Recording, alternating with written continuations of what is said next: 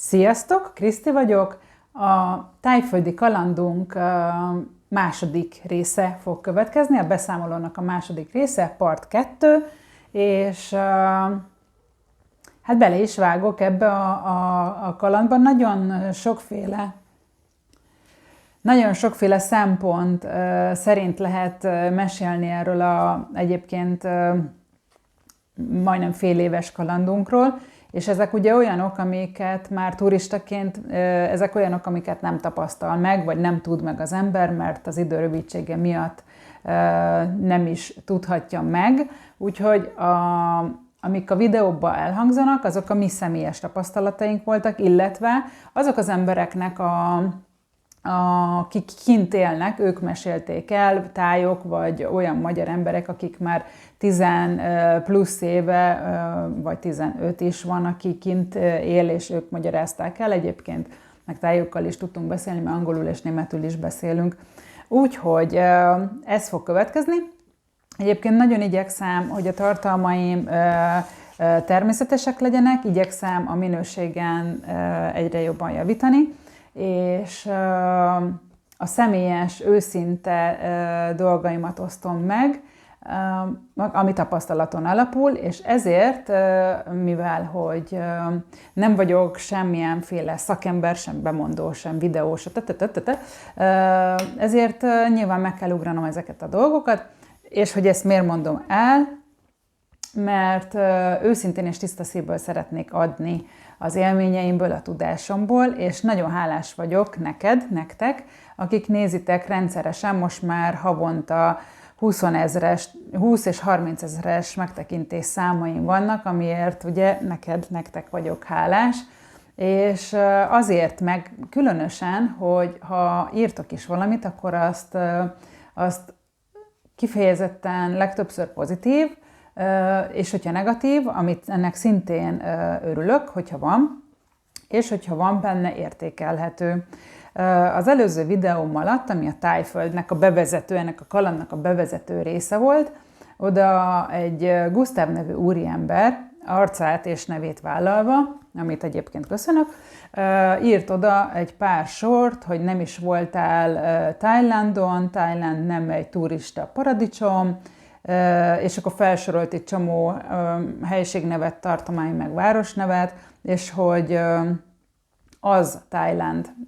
De ezt meg is tudjátok nézni, nem fogom kitörölni az előző rész alatt lévő komment szekcióban, és igazából engem ez a pársor egyáltalán nem bánt. Egyrészt, amit írt, az nem engem minősít, engem a válaszadás fog minősíteni, mert erre szeretnék azért kitérni, bár aki ezt a videót nézi, az nem biztos, hogy erre kíváncsi, mert ugye a tájföldi kalandos történet, de mivel ide érkezett, ezért gondoltam, megosztom az érzéseimet ezzel kapcsolatban, vagy a gondolataimat, vagy a kérdéseimet.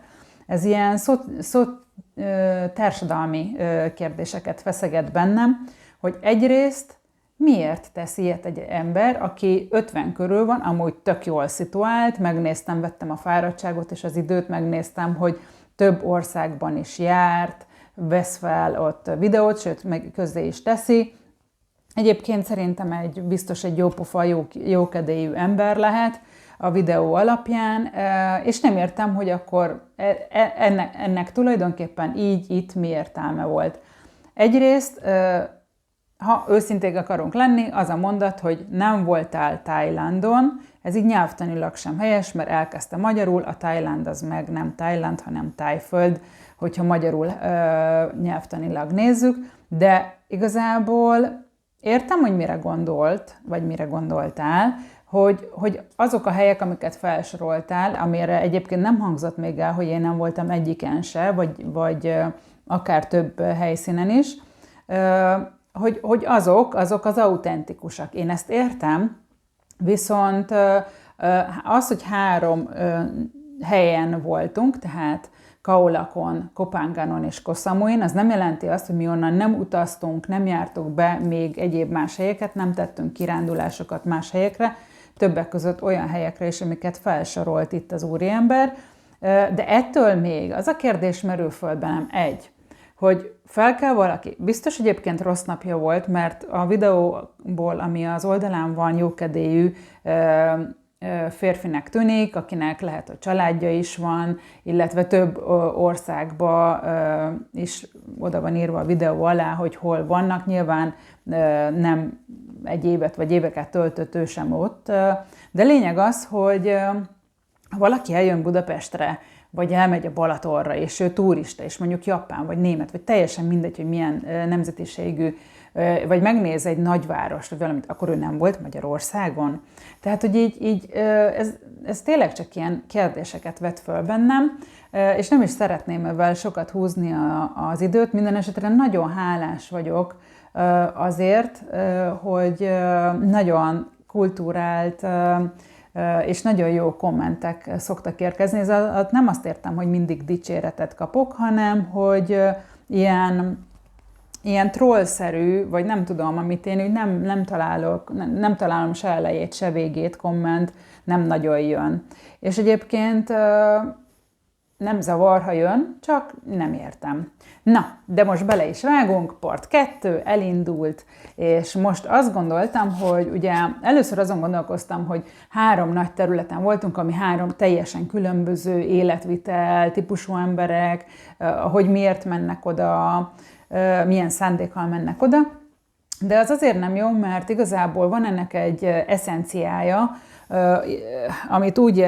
amit úgy kell érteni, hogy vannak informatív dolgok, vannak pozitív élmények, vannak negatív élmények, meg vannak érdekességek, és ezt, hogyha így területenként veszem, akkor nem beszélek valamelyikről. Úgyhogy úgy gondoltam, hogy ilyen átfogólag fogok beszélni róla, és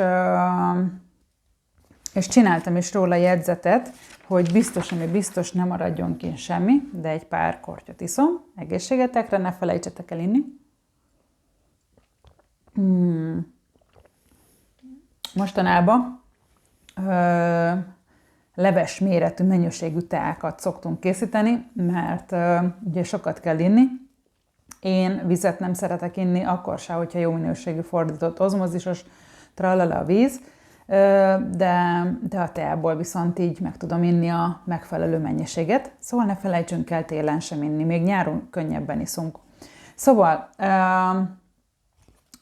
a pozitív élményekkel szeretném kezdeni, aztán el fogom mondani a negatívakat, a teljesség igénye nélkül, mert biztos nem jutott minden az eszembe, meg mondok utána érdekességeket is. Szóval, amit imádtam Thaiföldön, ami nagyon pozitív, és nem csak én, hanem a férjemmel együtt, amit imádtunk. Ugye először Kaulakra érkeztünk meg, ami egy ilyen családias, ahova így mindenhol rengeteg német van, és mindenhol rengeteg orosz van, amióta kitört akármicsoda, mindenki tudja. És ide inkább a családos, nyugdíjas, aki nyugisabb életre vagy időtöltésre vágynak, olyan emberek jönnek. A szállásokon is és a programokon is meglátszik, mindenhol nagyjából ugyanazokat a kirándulásokat adják el, erre külön fogok beszélni. Szóval ami legelőször ugye, hát az időjárás az egyszerűen, aki bírja ezt a nagyon magas páratartalmat, annak zseniális. Tehát, hogy mi imádtuk, hogy ennyire meleg van. Gyakorlatilag onnan lehet tudni, hogy valaki turista, és még turista lélekben is van ott, hogy még cipőbe vagy ilyesmibe jár, mert ott mindenki flip-flop, ilyen kis vagy valamilyen papucsba jár. És egyébként olyan meleg van, hogy nem is érdemes cipőt felvenni, illetve egy nagyon-nagyon érdekes dolog van, aki nem járt Thaiföldön, én Európán kívül sem jártam még egyébként Thaiföld előtt, és ezt sehol nem tapasztaltam még. Ha te jártál már más országba, akkor légy írd már meg, hogy te tapasztaltál ilyet, vagy sem, hogy ugye itthon, vagy Európában, mondom így, vannak olyan boltok, ahol ilyen nagyon-nagyon-nagyon nagy luxus van, gyönyörű, szép minden, a földről lehet enni, de ott se vesszük le a cipőnket, ugye. Na most Tájföldön ez úgy néz ki, hogy vannak olyan gyógyszertárak, boltok, irodák, utazási iroda, stb. Ahol ugye mivel, hogy eleve olyan meleg van, hogy nem hordunk cipőt ott, hanem papucsban járunk, és a papucsot ezekbe a helyekbe leszokták, tehát kint sorakoznak ott a papucsok, egyébként fényképeket biztos lehetett látni, vagy olyan templomoknál láttam én régebben, azt hiszem ilyen arab, ilyen vallási épületek előtt, ahol én rengeteg papucs van. Na most ez Tájföldön is az éttermek előtt, meg csomó hely előtt pontosan ugyanígy van, és ugye nem a cipőt veszük le, hanem a papucsot, mint hogyha hazajönnénk. Itthon legalábbis ugye, amikor bemegyünk egy házba, lakásba, akkor ott veszük le a cipőt, na nem, kint. Az egyik épület az ilyen patyolat tiszta, tényleg látszik, hogy óránként fámos a benne lévő hölgy, és leveszik a papucsot. És illetlenség bemenni papucsba. Nyilván nem fognak kinézni, meg nem tudom én mi, akik még nem tanulják meg, vagy nem tudják, mint ahogy aki még nem volt Tájföldön, vagy csak turistaként, és nem magyaráztál, nekünk is elmagyarázták, mi is csak onnan tudjuk. Ugye az első helyen a barátainknál voltunk, akiknek rezortja van kint, és már vagy 3-4-5 éve vannak ők kint. Úgyhogy ilyen a Relax Resort a neve, és csak azért, mert valami változtatást csináltak, valami eko, valami lett, tehát így felfejlesztették ilyen egészségtudatosabbra. Szóval a lényeg az, hogy mi az ételeket imádtuk kint. Erről fogok még bővebben beszélni olyan értelemben, olyan megvilágításban, hogy ami már szerintem a kulturális részhez tartozik, hogy a király vonatkozásában ez hogyan, az a király, aki pár éve meghalt, ő egyébként a legrégebb óta uralkodó, vagyis hogy ő volt a legtovább uralkodó király, mármint a világon, és most a fia örökölte meg, de ő már közel sem olyan társadalomra szociálisan érzékeny, mint az ő apukája volt. Na de nem szaladok előre, szóval az ételeket imádtuk kint. Egyszerűen annyira isteni, olyan elképesztően finomakat lehet kinenni. Nyilván, hogyha valaki nem járt még kint, úgy kell kimenni, hogy azért másak az ízek, másak a higiéniai, és erről is még ejtek szót, szóval így pontokba szedve, szóval nem árt a gyomrot tisztítani, mármint olyan értelemben, hogy mi hidrogénperoxidos fújkálást csináltunk a szánkba, hogy ugye nem vagyunk szokva ahhoz a mikroklímához, meg azokhoz a bacikhoz, meg nem tudom amikhez ott kint amúgy teljesen természetesen hozzá vannak szokva. Nekünk teljesen végig az ételek miatt nem lett semmilyen bajunk, az ételek miatt semmilyen hasmenéses, hányásos dologgal tehát nem lett semmilyen ilyen bajunk, úgyhogy pedig ettünk a legkisebb, igaz, ott lakó magyar emberek javasolták, hogy honnan érdemes enni, melyik piacról, de ettől függetlenül egész kis helyeken 50 batért ettünk hatalmas adag ételeket, az gyakorlatilag 50 bat 500 forint, 60 bat 600 forint, tehát hogy így nagyon-nagyon olcsón, gyakorlatilag, hogyha én az egészet megettem, akkor tuti, hogy egy fél napig nem ettem, mert nagyon laktató, vagy elosztottam kettőbe. Úgyhogy isteni finom, egészségtudatosak az ételek, nagyon odafigyelnek, hogy úgy vannak összeállítva az ételek, ez is a királynak elmondom. Szóval a király az egy fantasztikus, ott kint ezt a királyt, aki meghalt, úgy tisztelik, hogy minden helyiségben nem azért van kint a képen, mert lelövik azt, aki nem tart otthon róla a képet, hanem a legkedvesebb családtagjuknál is még jobban, mert annyi jót tett az országnak, és olyan régóta annyi jót tett, hogy nagyon-nagyon hát tisztelik, és mai napig nagyon sajnálják, hogy ő meghalt, de hát nyilván a kezdet és a vég mindenkinél eljön egyszer csak, mármint, hogy megszületünk, és aztán egyszer csak vége lesz. Szóval leültette az akkori, amikor ezt kitalálta, leültette az akkori dietetikus, a világ összes legjobb dietetikusát leültette egy asztalhoz, és megmondta neki, hogy ő a népének olyan ételeket akar mindenki, hogy elérhető árba, és tudja, és meg is tudja csinálni, hogy úristen, nagyon sok részes lesz ez a tájföldi dolog, ha csak az ételekről ennyit beszélek, na mindegy. Szóval a dietetikusoknak megmondta, hogy olyan ételeket rakjanak össze, ami ezen a klímán megoldja azt, ugye ott nagyon sok csípőset esznek, mert a csípős az fertőtleníti a gyomrot, és a különböző fűszerekkel is kombinálják, ezért vannak ezek a körik, meg ami gyakorlatilag összeállítottak ezek a dietetikusok, nem tudom számszerűleg pontosan, X mennyiségű és fajtájú ételt, na körülbelül ezek az ételek minden étteremben megtalálhatóak. Nyilván van olyan, aki csak salátát ad, meg van olyan, aki másmilyen ételeket ad kifejezetten a turistáknak, de a táj jellegű éttermekbe, vagy ezekbe a büfékbe, vagy ezekbe a kis kocsikba, akik így gyorsan megcsinálják a dolgokat, az ételeket, azok mind ezekkel a fűszeres, csípős, kevésbé csípős dolgokkal dolgoznak. Általában, amikor valaki kint van, és nem az van, hogy úristen, a bőség zavara, és mindent akar enni, az egy idő után ráérez, hogy most inkább egy kicsit csípősebbet, vagy nem csípősebbet, zöldkörit, vagy sárgát, vagy pirosat, vagy... Én voltam egyébként főzősuliba. Mi ez? Szóval tanfolyamra is elmentem, hogy hogyan készülnek a táj ételek.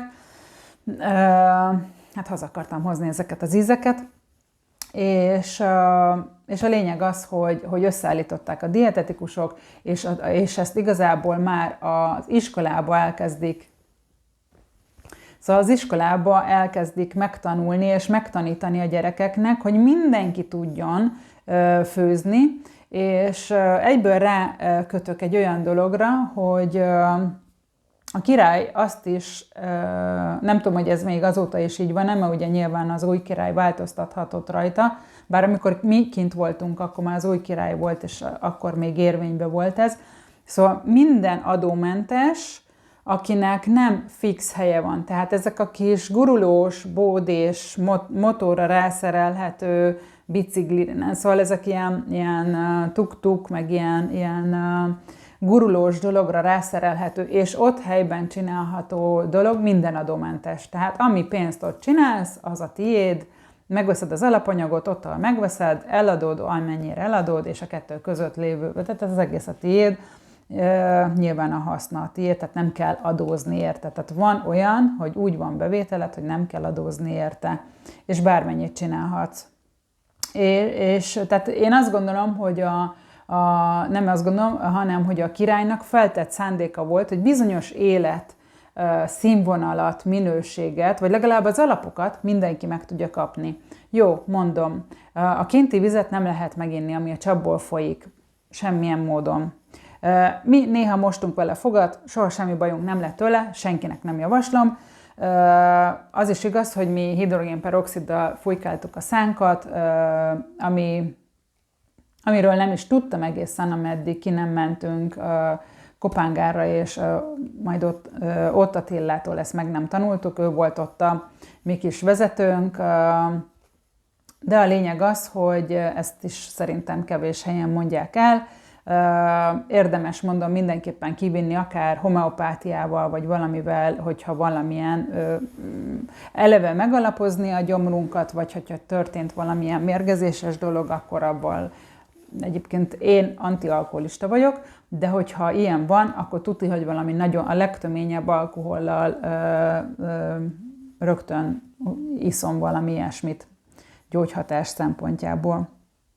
Szóval fordított ozmozisos vizet mindenhol gyakorlatilag. Tehát, hogyha az ember egy kicsit messzebbre elnéz, ott biztos, hogy van már ilyen automata, ahol lehet kapni fillérekért. Tehát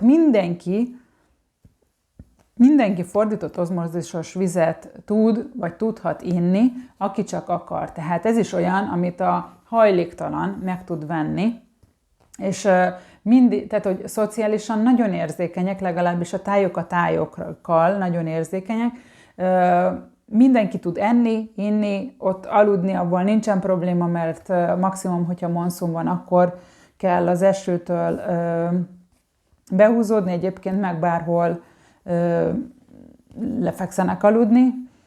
Túl sok egyébként, nem találkoztunk túl sok hajléktalannal, de azért előfordul.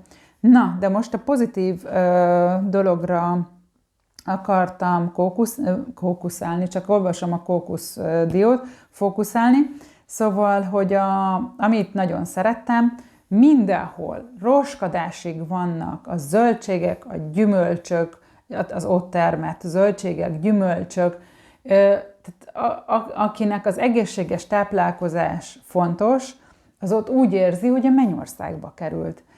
Szóval az út mentén is roskadásig tele vannak hegyekbe a gyümölcsökkel, zöldségekkel, dinnyékkel, kókuszdiókkal, sárkánygyümölccsel, mangóval, és minden szezonban ott is ugye megvan, hogy most mangószezon van, ananász szezon van, szóval mindennek van ott is egy szezonja, és akkor így roskadásig van. A különleges, mint a jackfruit, meg az a jackfruit az, aminek az is egy gyümölcs, amúgy nagyon finom, és hogyha kiszárítják, akkor az egy a vegetáriánusoknak az a hússzerű húspótló. És én imádtam kókuszdióból kiinni a vizet, a kókuszvizet úgy, hogy nekem úgy alapból nem ízlett egyáltalán. De hogyha egy fél vagy egy negyed lime-ot, ami szintén kint olyan, mint itthon a szezonban az alma, tehát hogy nagyon-nagyon-nagyon filléres, nagyon olcsó, akkor úristen, még az elején vagyok, és már 20 perce beszélek. Szóval a lényeg az, hogy imádtam bele nyomni egy kis lime-ot, és úgy egyébként eszméletlen gyógyító, rengeteg gyógyító ételük van, és tudják is, és használják is, és direkt bele is rakják az ételekbe. Ha már az ételekről beszélek, idehozom a piacot. Hát, ha valami, akkor a piac az egy nagyon nagy élmény. Több helyen voltunk, vagyis, hogy minden helyen elmentünk piacra. Hát az körülbelül olyan, mint hogyha visszacsöppentünk volna, nem tudom, a 70-es, 80-as évekbe, vagy maximum a 90-esbe. Olyan, hogy kölyál, azt felejtsd el, olyan nincs. Tehát, hogy amikor ugye a piaci asztalon ott vannak, ott bontja szét a halat, a csirkét, vannak külön részlegek, hogy ott vannak a húsosok, meg a zöldségesek, meg az stb. De hogy a zöldség részen, ugye hát én többnyire ott voltam, és ha lehetett, akkor a másik felére nem is mentem, de a helyiek, meg az ott élő magyarok mindenki megmondja, hogy hol érdemes mit venni, és akkor azok teljesen biztonságosak. Ott hatalmas kincs a jég, úgyhogy az nagyon nagy kincs. Szóval olyan roskadásig hegyekbe vannak rakva a különböző zöld levelek, amikről a nagy részéről semmit, nulla nem tudsz, se ízéről, se szagáról, se hatásáról, semmit, én se tudtam semmit. Sőt, így, hogy egy csomószor voltam, és ott kifejezetten vannak olyan főzősulik, vagyis nem, másképp mondom, a főzőiskoláknak, vagy tanfolyamnak a része az, hogy kivisznek a piacra, és akkor van egy-két árus, ahol elmondja, egy árus az ilyen, nem tudom, a standja az ilyen, nem tudom, 6-8 méter, két oldalt, és akkor ott aztán mindent lehet tanulni, olyanokat, ami eszement. Ja, ne felejts el a TikTokon és az Instagramon bekövetni, mert oda fogok ilyen képeket, meg videókat kirakni, hogy a vizuális élmény is meglegyen, és akkor úgy már lehet nézegetni mindenféle képeket, meg videókat is, és akkor itt van a mese hozzá.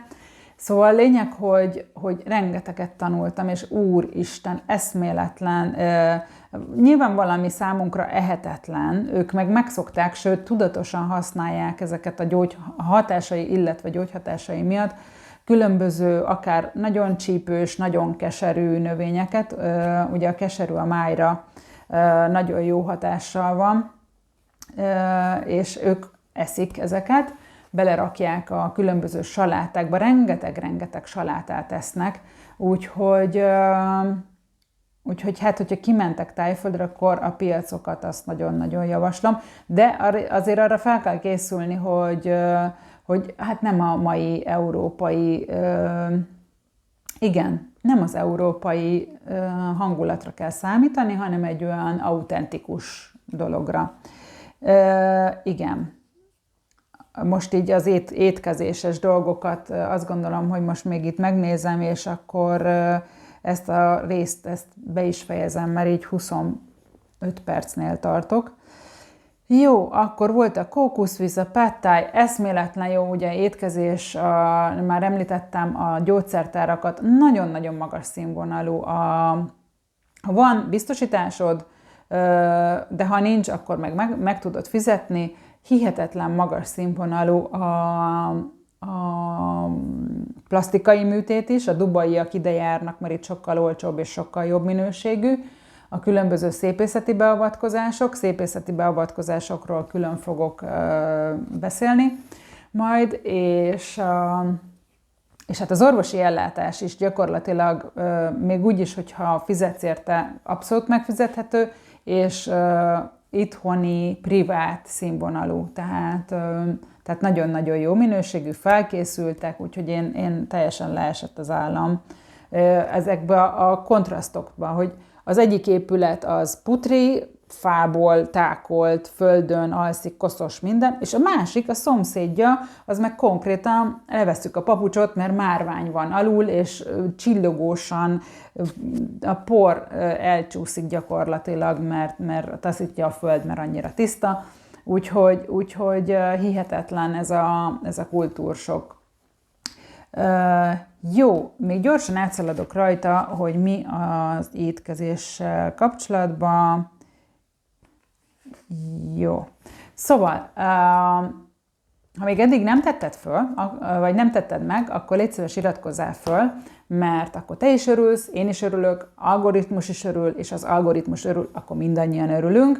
Ma egy ilyen világot élünk, úgyhogy hajrá, feliratkozás, kis csengő, trallala, úgyhogy léci, Kriszti voltam az életfűszeres, jövök a következő résszel, part 3, és folytatom a élményeimet. Sziasztok! Puszi!